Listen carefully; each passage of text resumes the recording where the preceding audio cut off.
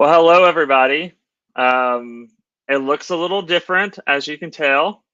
So, Destiny has had some technical issues and will not be making it this evening. So, you are just stuck with me as your host for this great episode. We're kind of continuing our discussion about COVID and all that comes along with that. And we're really excited to have our guest on. But before we bring our guest on, I just want to remind everybody of next week. So next week, we'll be celebrating Trans Day of Visibility, and we're going to be having people that are representing the trans community on who are also people of faith, and we are really excited about that. So I wanted to mention that beforehand, that next week, March the 30th, we will be on here celebrating our trans siblings. And that is really important because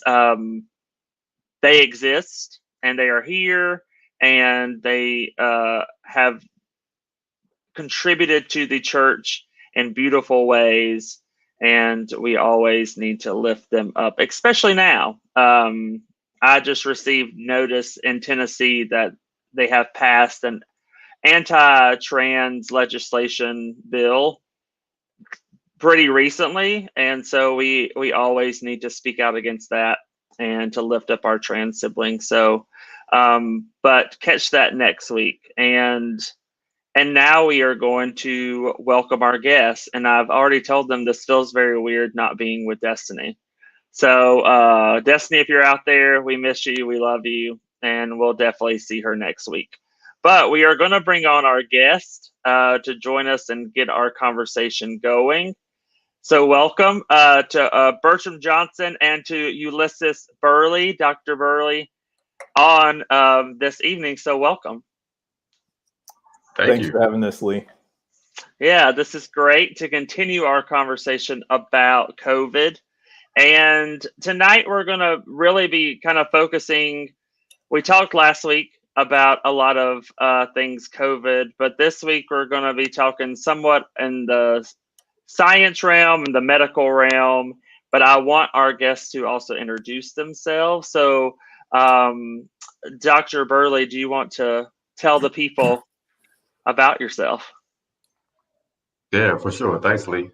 Again, I'm Dr. Ulysses Burley. I am the founder of You Be the Cure, which is an organization that operates at the intersections of faith, health, and human rights with the focus on ending the HIV and AIDS epidemic as a public health crisis.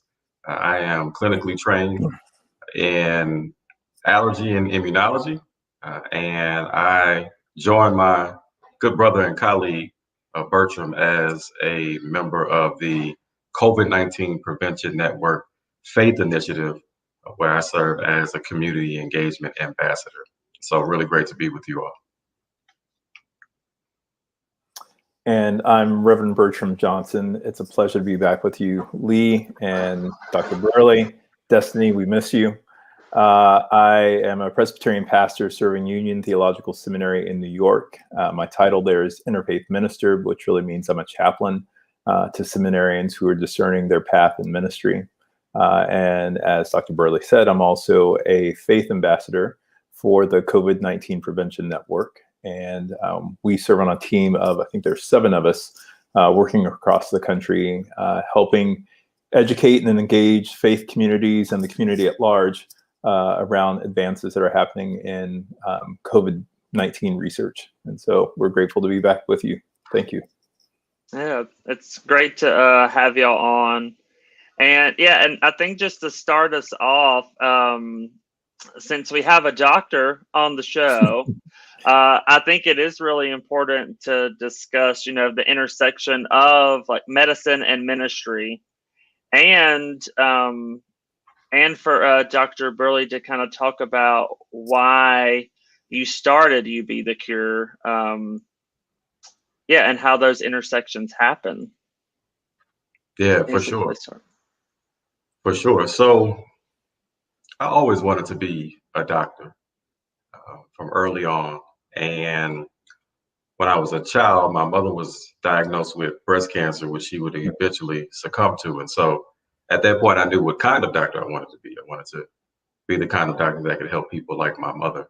And so all of my life, really, I worked toward that goal, engaging in both research, but also clinical training as early as my high school years and into college and then medical and graduate school. So up until that point, everything was going as planned. And then while I was in my medical training, I took a year fellowship in Buenos Aires, Argentina, South America, where I was to work with their cancer foundation. When I got there, though, I realized that there had been some miscommunication. Some things had gotten lost in translation in terms of what it was that I would be doing in Argentina for the year. It was more foundational work, administrative work, fundraising, relationships, things of that nature. But I was a medical student and I needed to get clinical training. And so to salvage the year that I was there, instead, I interviewed with the principal HIV and AIDS Foundation in Argentina, which was the Fundación Huésped. And they indeed had clinical opportunities for student doctors like myself. And so for the first time in my life, I was engaged in HIV and AIDS. Up until that point, I had only really studied different forms of cancer.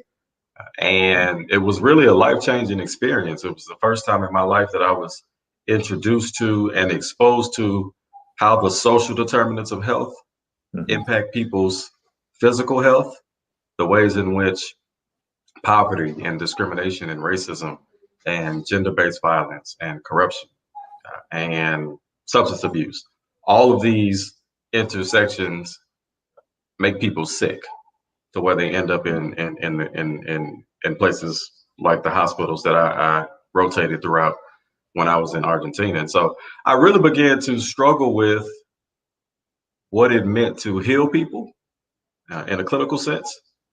And I started to really think more about how it was that I could impact those social ills that made people sick, those social ills that turned into HIV diagnoses or now COVID-19 diagnoses, right? And so I finished the rest of my training, but I did so unsure as to what it was that I was really being called to do, if you will. And I eventually went on to do a fellowship in allergy, asthma, and immunology. And I would lead clinical trials for minorities, mainly Black and Latinx communities in Chicago around asthma and allergy. And so there was some flu studies in there along the way. But in the midst of all of that, I was still exploring what it meant to actually treat people and not just disease. What did it mean to change people's situation as it related to poverty or as it related to discrimination or abuse on the basis of identity? And I really found a home in that work in the church. And so I'm a cradle member of the Evangelical Lutheran Church in America. And it just so happened that at the time, the ELCA had just drafted its first HIV and AIDS strategy, national strategy. And so their strategy even predated the United States federal national strategy by 1 year. And so I was like, wow, I didn't know my church was doing this kind of work. Let me get a little bit more involved and see what this has in store. And so I really started to dig deeper into faith work as it relates to public health, all while still engaged in my clinical work. And it got to a point to where I was willing to try out this faith, human rights, public health intersection full time. And so I did just that. I was the director of the HIV and AIDS strategy for the Lutheran Church and managed its national and international portfolios. And that type of work really felt at home. And when I really started to lean into that work, other opportunities started to come about. And so I was appointed to the executive committee of the World Council of Churches, which is the highest governing body of Christian churches in the world. I was appointed to Barack Obama's Presidential Advisory Council on HIV and AIDS, where our primary mandate was to update and manage the National HIV and AIDS Strategy for 2015 and beyond, and started to have a number of different engagements with international entities like the United Nations and the World Health Organization, and all of these works around the social determinants of health, mainly how it impacts the HIV and AIDS epidemic, and more specifically, disproportionately impacts Black and Brown people, and how communities of faith were already working to end the HIV epidemic, but also how they could continue to work to be a part of the solution and not the problem, as there has also been a legacy in the history of faith communities being highly stigmatizing as it related to HIV and gender and sexual minorities who have for a long time been disproportionately impacted by HIV. And so it got to a point to where I was willing to see what this work looked like on my own terms. And so I founded You Be the Cure, which again is an organization where we treat people and not just disease. And so really dealing with those intersections of those structural conditions of people's environments that make us sick, right? Racism and sexism and ableism and ageism and all of the different ways in which we other people, and how if I can combat the othering of another, then indirectly I would be able to cure things like HIV and now COVID-19. And so I think we're seeing the social determinants of health on full display now in the midst of the current pandemic, and the role that Bertram and I currently have with the COVID-19 Prevention Network as faith ambassadors really speaks to all of my skill sets, both my clinical training, but also my deep faith that I carry with me in everything that I do. And the realization that there's really not much different between medicine and ministry, as you put it. Particularly in the Christian scriptures, most of the gospel is around healing. The primary miracle that Jesus performed were acts of healing. And really the mandate of medicine and scientific research is just that, to heal, to give people life and life abundantly, to prolong life. And so for all intents and purposes, I really don't see much difference between ministry and medicine, and just grateful to be able to do both in its fullness. Ulysses, I'm gonna ask a question. When did you start You Be the Cure? I think I met you probably a decade ago when I was doing working for the HIV Vaccine Trials Network in Seattle. And so when did you start? Yeah, so this is officially, this is year 5, so 2016. Okay. Yeah, June of 2016. Okay. Nice. Yeah, and I'm glad you brought up the scripture part. And so before I landed in doing this was not my plan. So I wanted to go and be a doctor. So I have a pre-med degree, and now we're seeing like this kind of duality in society now, where you can't really hold on to science. Like you're told you can't really hold on to science and hold on to faith at the same time in many circles. And so I wonder if we could like talk about that a little bit, because I mean, when we're talking about medicine, when we're talking about all this, and in scripture, even a lot of that is kind of tied together and intermingled, that, you know, creation and healing and all of that is kind of incorporated into faith. But how do we continue to break down this kind of overall like societal barrier that it's like in COVID-19, like we're giving it all to God. Like if it's meant to be, you know, I will survive. If it's meant to be, I will get past this if it's God's will. And then not wearing a mask when that is a scientifically proven, you know, thing, that masks are helpful in not catching or spreading. And so I wonder about that too. Like in your work, how do we continue to have those kinds of conversations as well in the church? Because I've had so many of those. Right. Yeah, throughout my education, many of my professors were professed atheists. They were very honest and clear about that. Science was their God. Science is very empirical. Faith is very ethereal, if you will. And so sometimes those things don't necessarily mix for some people. There were many times when I was at the bedside of a patient who was openly expressing their faith as it relates to their outcome. And I witnessed my superiors scoff at them or brush them off or to make a comment to suggest that faith isn't at play here. This is what reality is. And I remember feeling very uncomfortable about those exchanges, but also understanding that this is the field, this is the profession. I think now, especially after the last year that we've had, I think you're starting to see more and more give on both sides, right? And so faith needing to be a part of the work that care providers give in order to maintain their own sanity and emotional composure, in order for them to maintain some level of hope.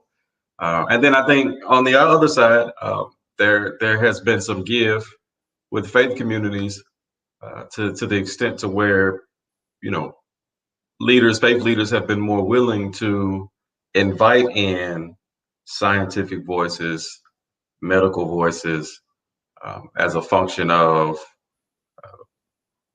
giving access to information that they might not have, information that might not be explicit in scripture. And so I think the current moment that we're in is going to shift us and push us closer together. But there's definitely still a lot of work to do. To your point, I think one of the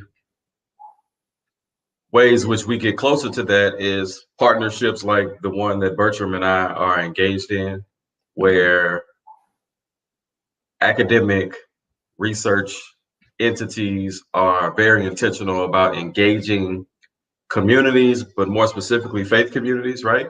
And so the Co-VP and Faith Initiative is not novel. It's an offshoot of work that the HIV Vaccine Trials Network has been doing for a while, which Bertram was a part of. That's how we met.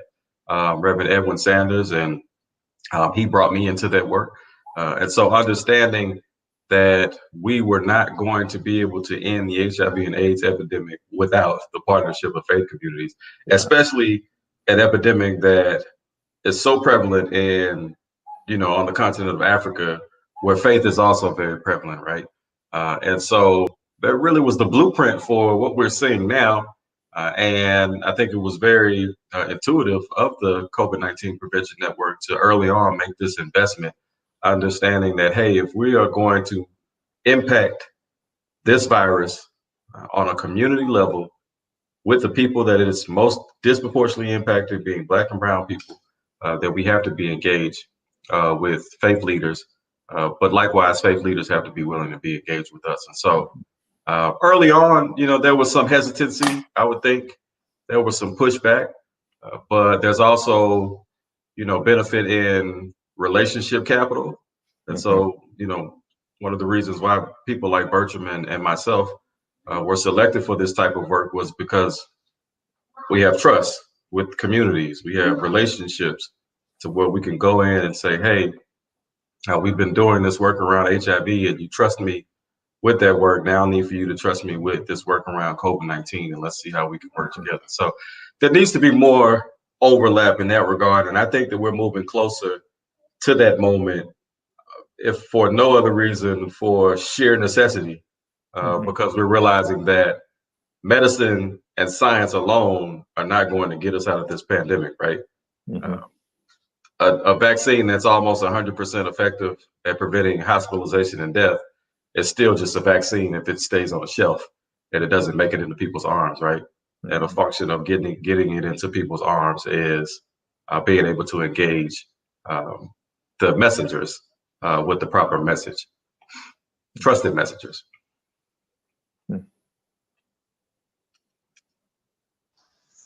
Yeah, and I wonder about your work, Bertram, like on the church side, like your experience of, this kind of dual thinking as well, which I have also noticed that we're moving in a good direction, that it is we're realizing that we have to treat like the whole person instead of like just the just the physicalness, the biologicalness of it.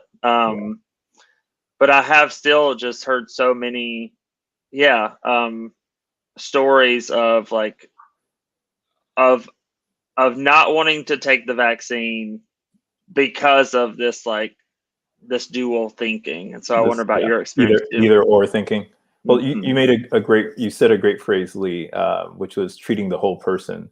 So in addition to, having my seminary degree, I also have a master's in social work.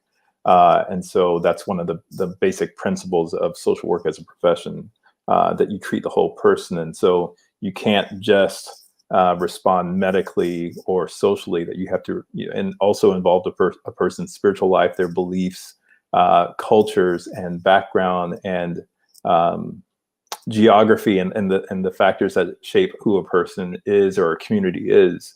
And part of the work we're doing in engaging faith communities is giving people an opportunity to announce their fears, to state any contradictions that they see between what the medical science says, but this is what my sacred texts say. And so we're trying to create forums so that people can come with their full self, bring their whole self to the work. And we do our best to respond from that place too, and say, maybe we can't answer all your questions right now, but here are the ways that the opportunity of this vaccine is available to help give you life, and to give your community life, and to sustain you, and to give you a better future than you would have before. And it seems like in all the spiritual traditions that we know of, all the faith traditions that we know, that life and healing and community are values there. And so we offer this work of education and access to folks in a way that will help them transform their communities. And, I think Ulysses and I have worked with people who've been reluctant from the beginning.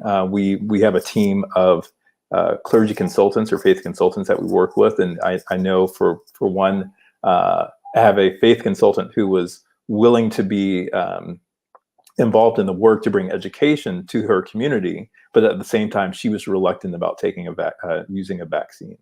I have family members who, I don't know if I mentioned this last week, I have family members who were reluctant to take the vaccine, but believe that maybe other people should get it. But recently they've actually done that. So I think it does take time. And there also, we should say that we were speaking, I don't want to say against, but trying to provide another voice, counter to a lot of the misinformation and distrust that was put forth by the last administration.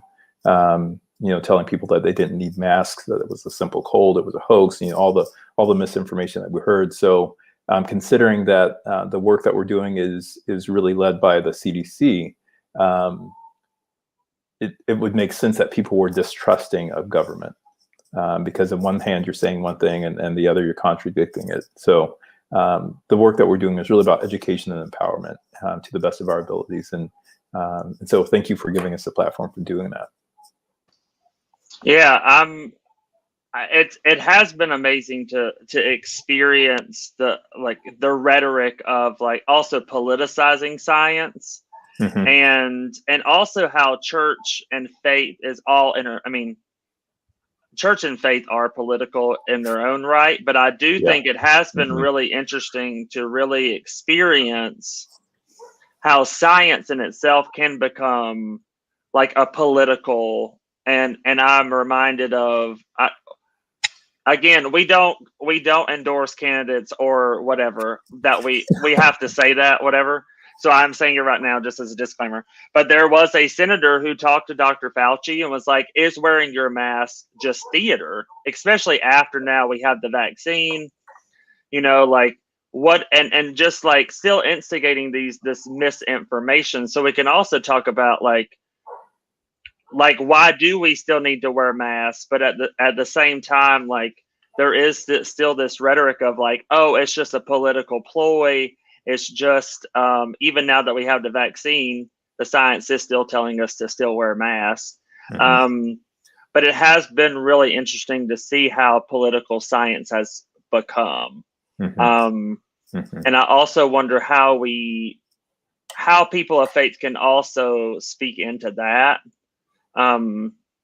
Because there is this rhetoric in church that church and politics don't mix, when in reality, it's always mixed. That Jesus was highly political. Right. Even in his spiritual work, he was highly political. Yeah. And so I wonder how the church can speak into that too, because I mean, senators are saying that, and people in leadership are still saying it. And also we can talk a little bit about the actual science of it. Why are we to still wear masks even after the vaccine? That might be helpful for people to hear. Certainly. So scientifically, what the vaccines set out to achieve was to reduce the severity of COVID-19 illness such that people would not need to be hospitalized or would not die, right? So essentially the vaccines are an insurance policy against a trip to the ICU or a trip to the morgue, those two things. The trials did not set out to see if COVID-19 vaccines prevented transmission. And as of right now, we still don't have definitive data as to whether or not they do or don't. There's some really promising data coming out of Israel right now that has vaccinated majority of his Israeli population and against one of the variant strains, mainly the Britain strain, and are experiencing a 94% reduction in transmission, right? Which is in line with the 94% efficacy of, in this case, the Pfizer vaccine, right? But the trials was 94% efficacy against severe COVID-19 illness. What we're seeing early in Israel is 94% efficacy against transmission itself. So transmission has decreased 95% since having a majority of its population vaccinated. So that's promising, but it's one country. It's a very small data set.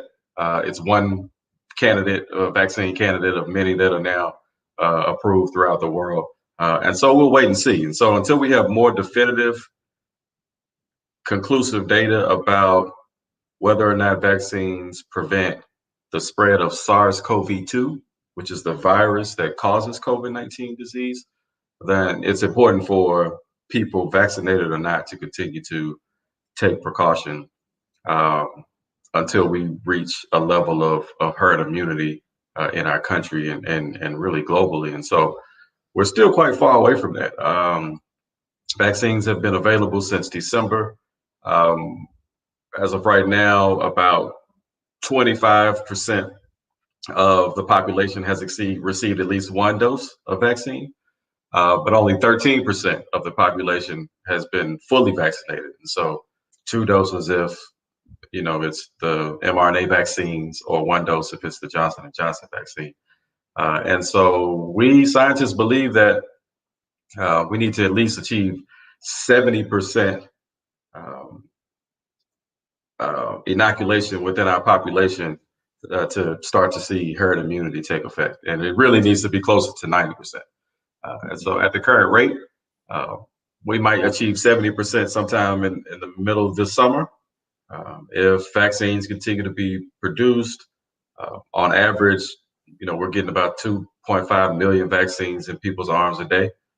And so that's up almost 1 million vaccines over the last month, and in large part because we've had the introduction of a third candidate in the Johnson and Johnson vaccine in the last month. And so we're moving in that direction, but we're still so far away from it. And we still have to contend with these equity issues about the people who need the vaccine the most, who have been unable to access it. And so until, again, we can be sure that everyone who needs a vaccine can access a vaccine and has access to vaccine, we have to continue to take these precautions to keep ourselves safe, because I can guarantee you COVID-19 is not over. It is not behind us. I have a very close friend right now who is in the hospital as we speak, who is my age, battling COVID-19, pneumonia, and everything else, and was an otherwise healthy person. And so these variants are really going to prolong the epidemic, especially as we continue to see how effective or not effective the vaccines that are available are against the circulating variants. And so, it's a simple thing that we could do to continue to preserve life and to get back to, some sense of normalcy as quickly as possible. In terms of how the church can impact that message and the politicization of masks and vaccines and otherwise, to your point, the church is one of the most political places I've ever served. And I've served both the president of the United States and, the highest governing body of Christian churches. And I can tell you which one was the most political. To Bertram's point, we are entering into, the Passion of Christ, which was a political trial, literally. And so everything about Jesus's ministry, Jesus's death and resurrection, all of the core tenets of our faith and principles of salvation are predicated on a political process. And that politic doesn't just go away because we want it to. And so, we have to continue to be strong advocates, as the church has always been, for equitable access of vaccines for everyone who wants a vaccine.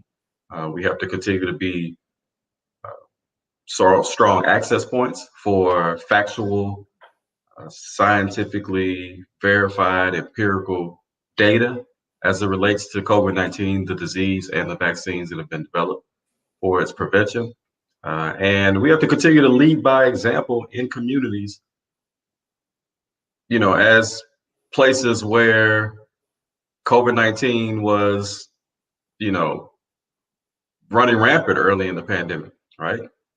Some of the epicenters of the pandemic in the United States were houses of worship. And so very quickly, we understood that certain things need to take place in faith communities to keep our country safe as a whole. And I think those things still need to take place. My church is 1 year into worshiping virtually, and we'll continue to do so through this summer at least. And so there's a number of responsibilities the church has and can have to impact this pandemic positively, and it doesn't necessarily have to always deal with the politicization of biomedicine or prophylaxics, right? We had to do this with HIV and condoms, and now we're doing it with COVID-19 and masks, right? And it could just be as simple as, here's the right information, and we're going to do our parts, continue to worship virtually if we can, and let's all stay apart so we can stay together for the long term.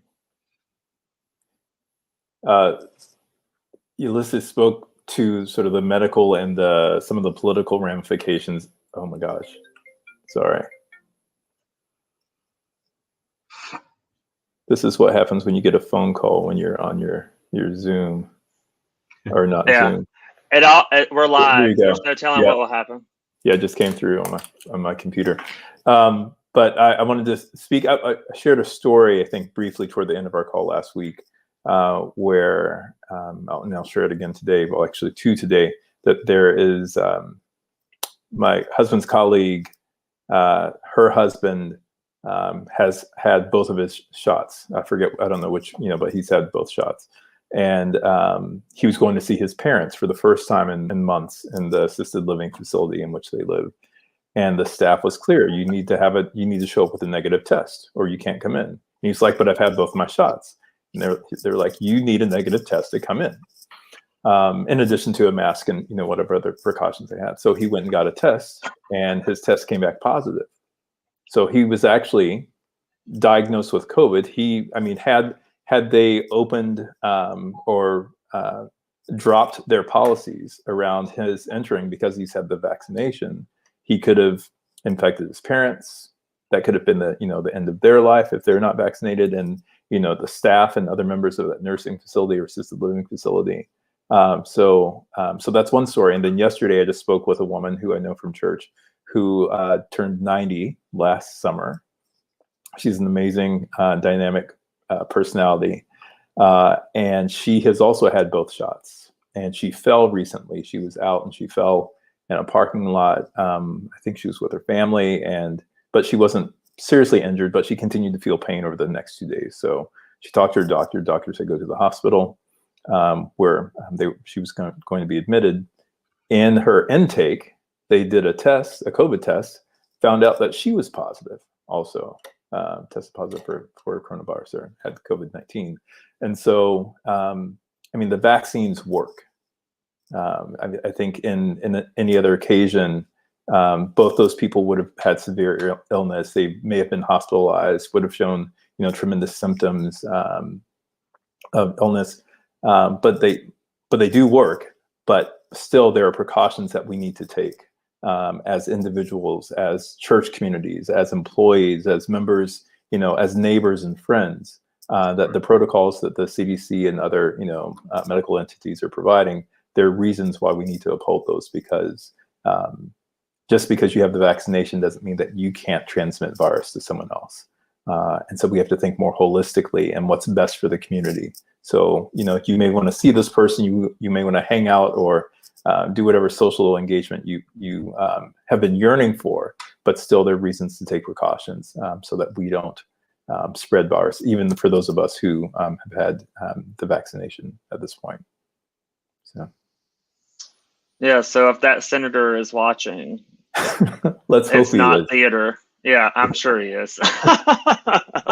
But yeah, I think that's just great to keep telling people, because now, as you said, we're entering, which is crazy to believe that next week is Holy Week, but we are entering into Holy Week soon. And I know a lot of congregations and churches are like, it's Easter, like, what can we do there's a lot of conversations about having things outside. People really want to gather for Easter because, that's the big day. And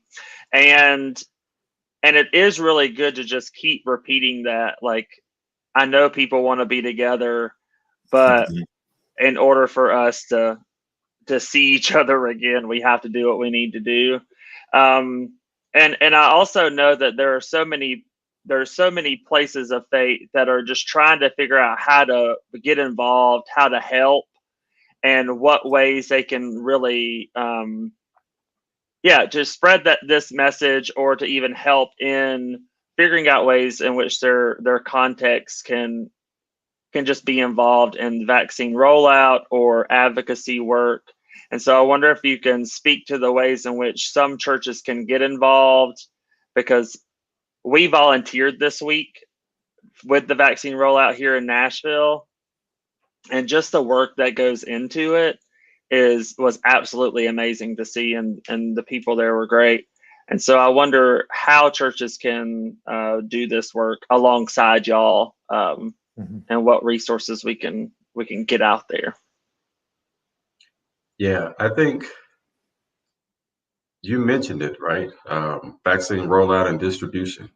So one of the first casualties of the COVID-19 pandemic were buildings, right? Houses of worship, where they would usually be filled at least once a week, and they drastically went to not being full at all. Well, now we have an opportunity for those buildings to once again give life, new life. And so you're starting to see it already where houses of worship are partnering with local and state health departments to serve as vaccine distribution sites.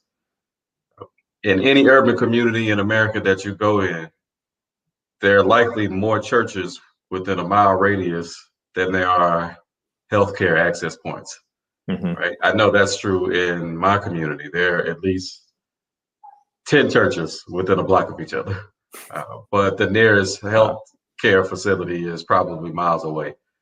And so how redemptive would it be for then those churches to be transformed into these vaccine distribution sites where people don't have to leave their community to access life-saving biomedicine, that they can get it right at their faith house or their community center or otherwise. And so I think that's one way, and that takes some intentionality in terms of the faith leadership being intentional about reaching out to city governments, county governments, municipalities, making these connections and saying, hey, this is how we want to serve during this time. Let us help. Let us offer our buildings. I think that's one way. The other way, which I mentioned, was just creating access to information, right? This isn't one of those areas where faith leaders have all of the answers.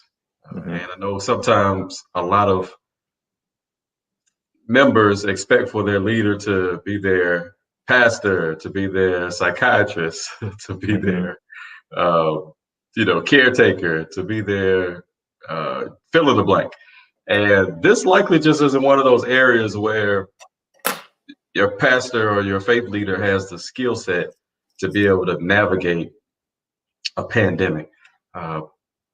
But that person likely knows who does, or knows someone who does. And so it's incumbent upon faith leaders to make those connections, to give platforms and make platforms like this to where experts and people who have their foot firmly planted on both sides can, be able to share with folks. And so I think that's one way. And the other way I think is, and Bertram talks about this a lot, is theologizing the pandemic in a transformative way.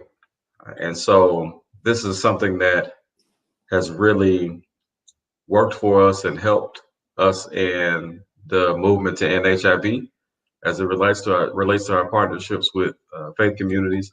And I think it's something that we need to, again, see happen in our faith communities where, from pulpits, people are affirming science as something that is God-given, that people are redefining healing, not necessarily as a complete healing, but as a process of being on sustained and maintained medical regimen, right? And this is the argument in the case of antiretroviral therapy for HIV, right? What does healing look like for somebody who's living with a disease that's incurable, but maintainable, right? What does healing look like for somebody who has been infected with COVID-19 and is now experiencing those long haul symptoms, right? Where a year later, you're still having the after effects of a COVID-19 disease. And so then for that person, what is healing look like, right? It's maybe continuing to be engaged with your primary care team. It's, adhering to a certain level of medical regimen. It's, taking vitamins and making sure you're exercising and changing your diet, right? And so theologically, there are ways to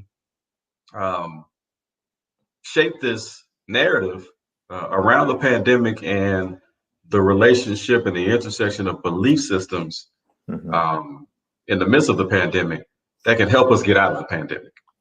And so, that's largely a responsibility on the faith leaders themselves. But, there are a number of different ways in which faith actors can be very important partners in ending the COVID-19 pandemic as a public health crisis.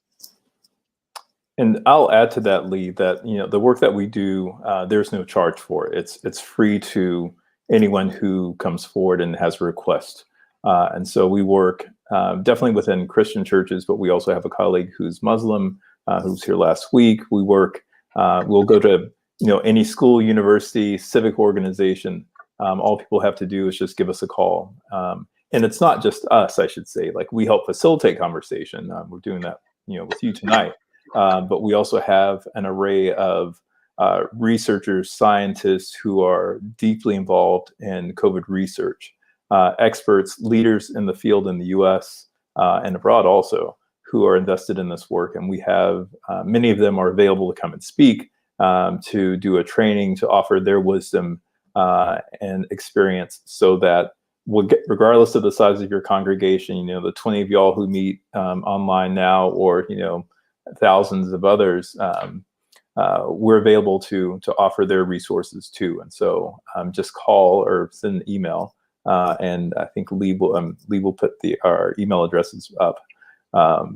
But just reach out to us, and we'd be happy to make that connection, so that your congregation, your community, even your family is as well informed as they can be, and make healthy decisions for themselves and the community at large. Yeah, and I've also, and we're going to wrap up here in a second, but I've also noticed, like, the how to approach this in a non-judgmental way. Like, I can jump in a second to be very judgmental, and I will claim that I'm all about, I need that grace.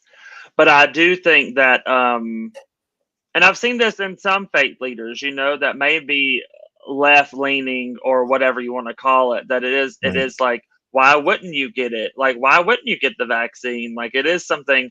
And so, yeah, I just wanted to lift that up too. Like, that is also out there. And I think everybody has their own story. Everybody has their own context.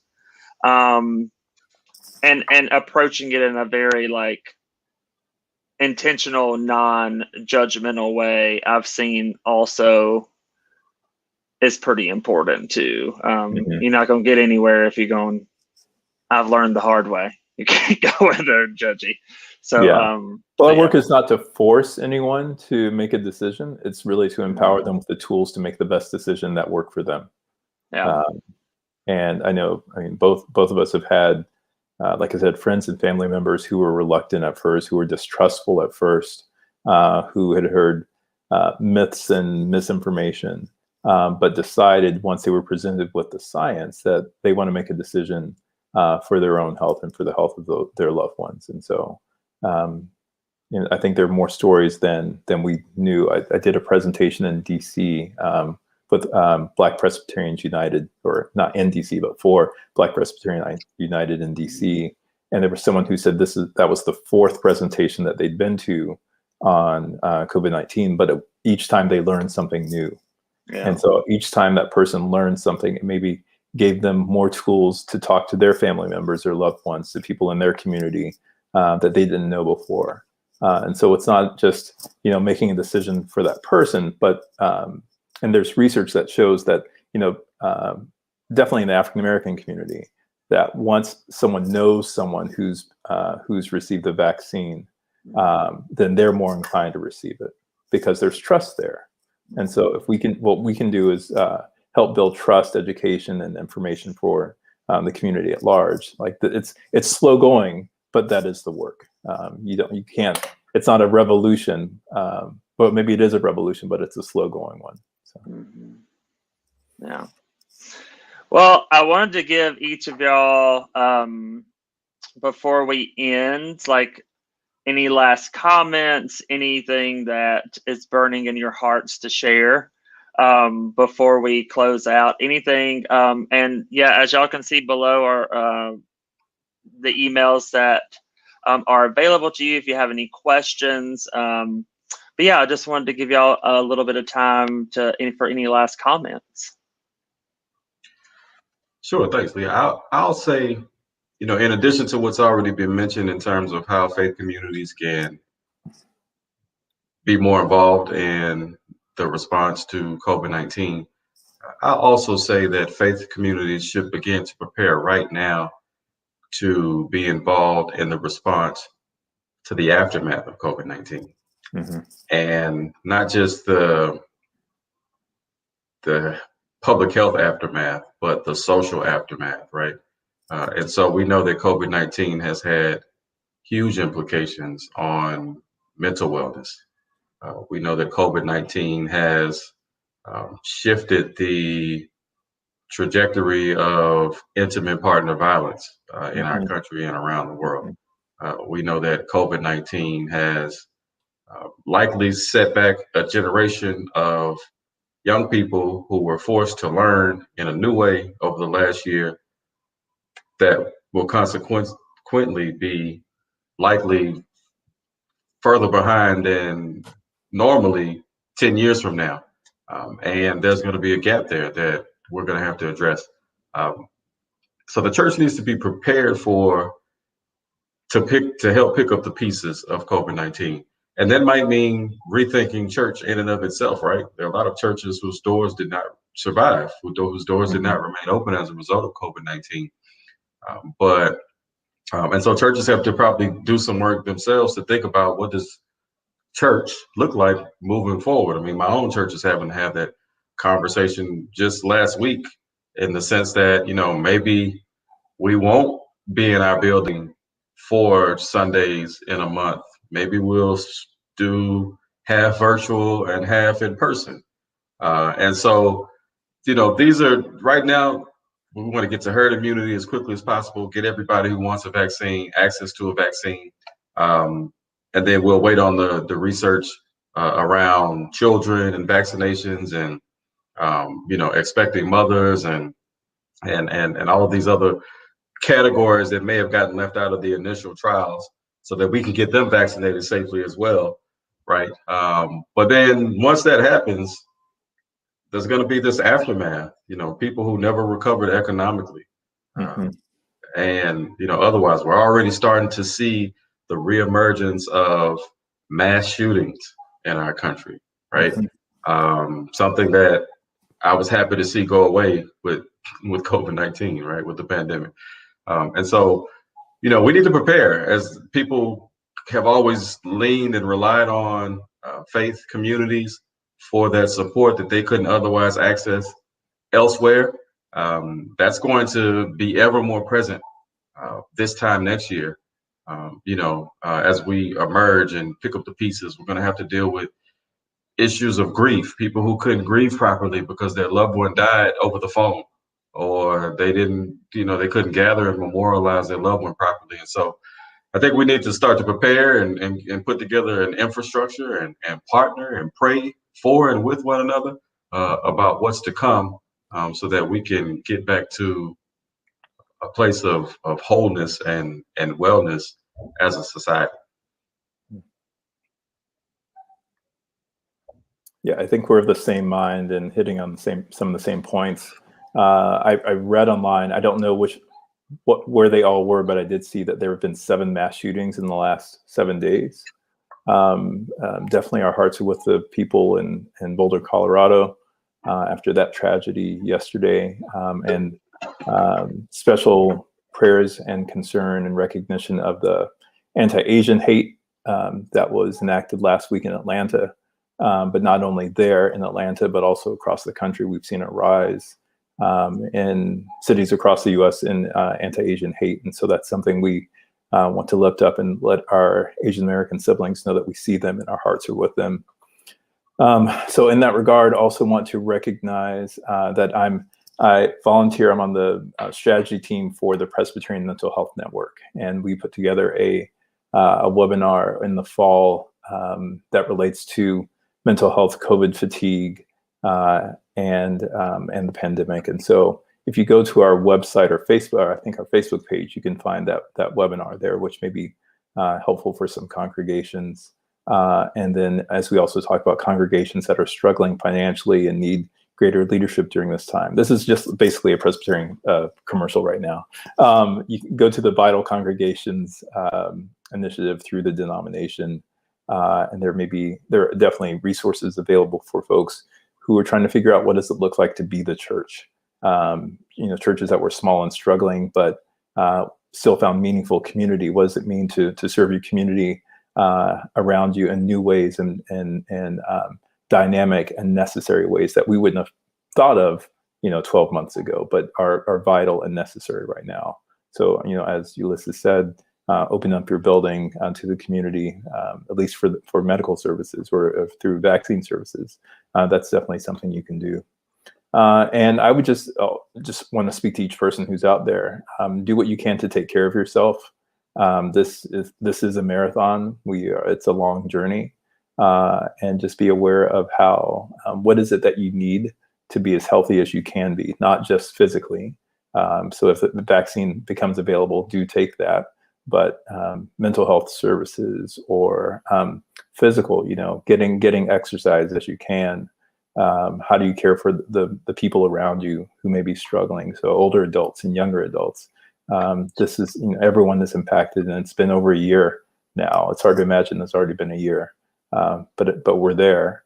And as Ulysses said, it doesn't seem like we're not going to be out of this anytime soon. So do what you can to care for yourself and for those around you, and reach out if you're struggling. Call a clergy member or call a mental health hotline if you have access to that in your community, and just say, these are the needs that I have, and trust that as well as they can, people will respond, and that you're not alone. Yeah, I'm glad y'all mentioned that. The church, I always say the church is so reactive, because if something happens, we're just like on it. But I was like, it's time for the church to be a little bit prescriptive, like really think about what is coming afterwards, and begin to prepare now. We'll see the effects of this. I mean, decades of, even just in my life, my nephews, one is 10 and the other one is 7. They have struggled throughout this whole thing with school and like not being to be able to see friends, and like it is going to affect children. I mean, decades from now. And so, I hope the church can think prescriptively and really figure out ways that they can, to help walk with people afterwards. But I am really grateful for the work that y'all do. And I'm grateful that y'all were on the show to talk about and to continue to repeat that you can believe in science and believe in the divine at the same time. And in fact, for me, science was the way in which I discovered the divine in many ways. I think I think they intermingle all the time. And so I'm very appreciative of y'all and the work that y'all do. So thank y'all for being here. Lee, thank you very much. Yeah. So everybody, and happy birthday, Dr. Burley. Happy birthday. Thanks for taking the time out of your day to be with us, your evening. For real. That's only for you, Bertram. I appreciate it. I appreciate it. Yeah, I appreciate it. Yeah. And so y'all can catch us next week. Again, next week we'll be lifting up and celebrating our trans siblings and the faith, and we'll be talking a lot about the trans community and the things we can do to uplift that community next week. And then the week after that, we'll have a show dedicated to our Asian siblings, and to talk about how we are called to walk alongside our Asian siblings, specifically in a time where hate towards them has increased, and the pandemic has had its effect on that. So catch us in the next 2 weeks. So we'll be here Tuesday, 6 p.m. like always, on Facebook, Twitter, and YouTube. So until next week, we'll see you then. And Destiny, we'll make sure she's back next week. So we'll see you then.